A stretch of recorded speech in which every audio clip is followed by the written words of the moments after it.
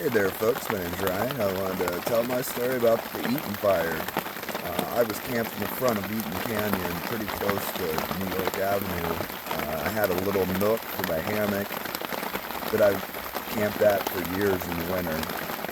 And it was super nice, super beautiful spot, amazing plants all around me. There was a bunch of critters that lived all around me, including some burrowing owls. All sorts of animals that had gotten to know me over time. And it was just a beautiful little spot that was a short walk to a bus stop, short walk into Pasadena, and just a super beautiful spot.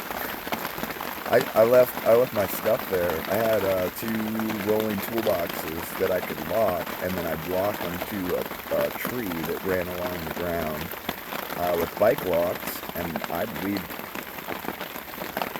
thousands of dollars worth of camping gear and all my stuff up there and go into town and not worry about it. It'd all be back there every day when I came back. People couldn't see me. I could go there, stay there all day if I wanted. Nobody knew I was there. Had a little secret entrance up a little hill. It was so nice, so beautiful. Well, I was planning on, this happened about 13 months ago, I believe, was the fire. And I was planning to head towards the Canadian border to go look for sogdianite. And you can find it a couple of different ways, but you can buy a pretty expensive shortwave blacklight and find them at night.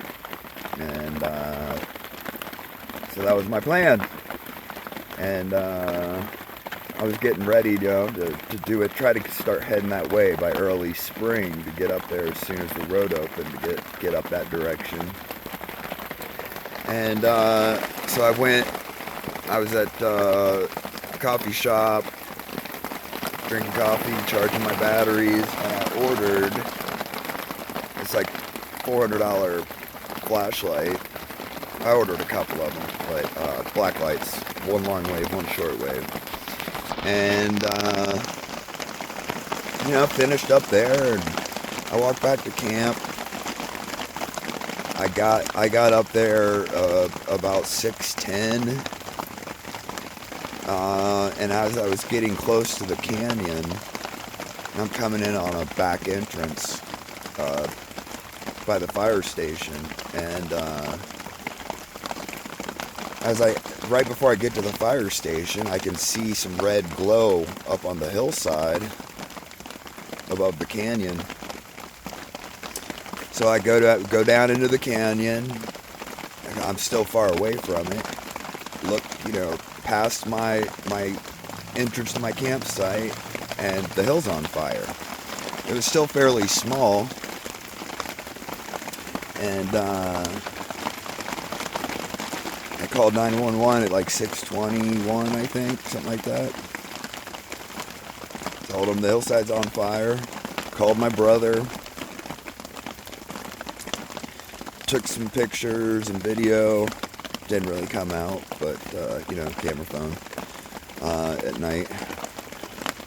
But it was spreading really fast. It was going up and down and sideways, and the winds were really strong, just really strong. And there's like plant material hitting your face from the wind.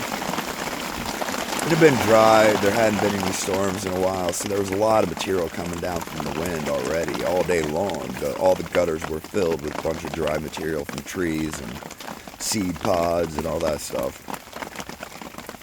And that fire was moving fast. I stood towards the front of the canyon for 10 minutes just watching it, and by the time I'm like, oh, I've got a bunch of stuff in there I need to get that the fire's heading towards, I really didn't. I thought it through my head multiple times. Like, how long is it going to take me to get there? Get all my locks open, get my stuff, and take off running.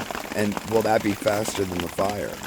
And I came to the conclusion I wasn't sure. I thought maybe I could make it. But I just decided it wasn't worth it. I had really bad burns as a child, and it's not something I would like to have more of.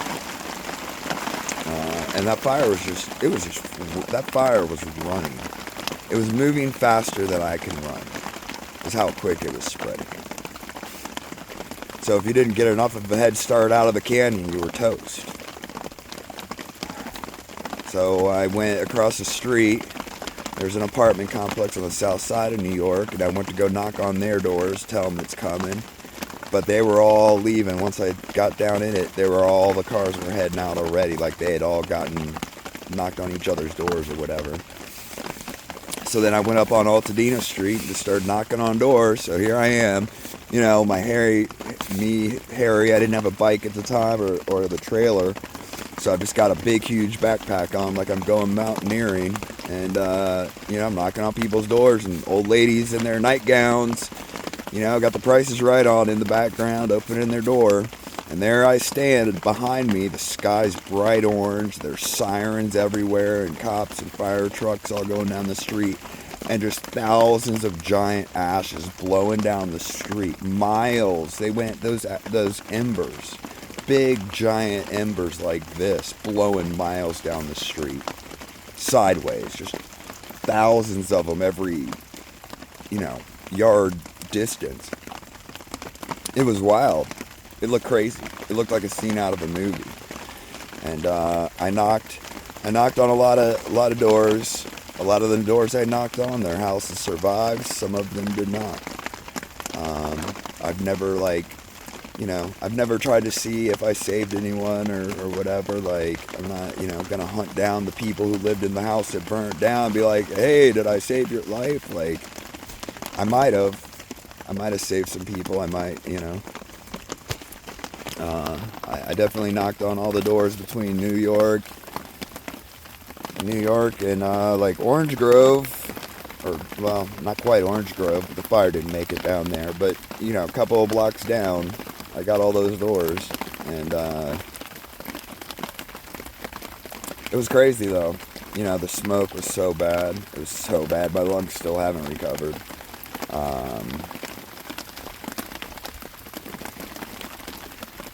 And it was just crazy. You didn't know what was happening. I'm listening to the radio and like news reports and YouTubers covering it live. And there was reports at one point that there was going to be like a chlorine tank explode, and I'm not that far away from it. And,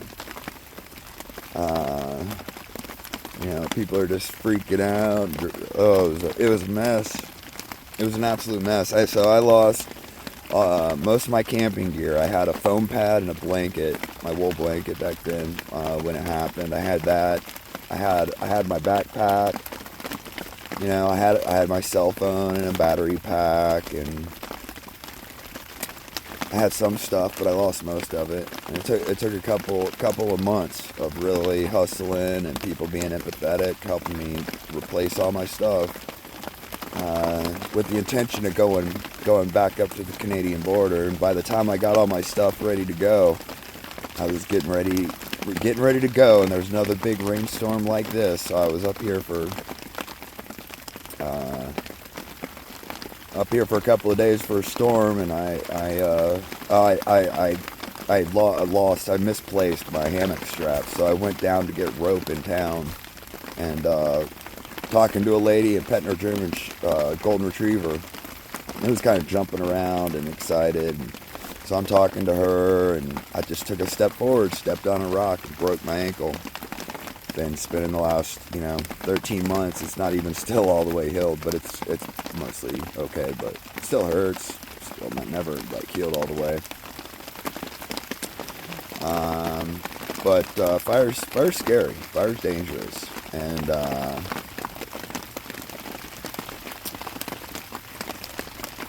LA's kind of a mess in a lot of ways. There's a lot of good people here, a lot of good things about it, but it was the power company started the Eaton Fire. It's a function of government failure, and the response was too. And then the cover-up with Palisades. You know, it's just they show themselves over and over and over to be either evil or incompetent. And I hate to call someone evil without understanding their intention or their competency. You know, they could just be that dumb, not incompetent. I don't know, but it was a mess. And LA deserves better. Thanks for tuning in to my story of the Eaton Fire. I appreciate it. I hope you like, share, subscribe, comment, ask me a question, suggest something you want me to talk about, tell a bad joke, tell me I'm funny looking, anything down there. You know where to put it. Thanks. Appreciate it. God bless.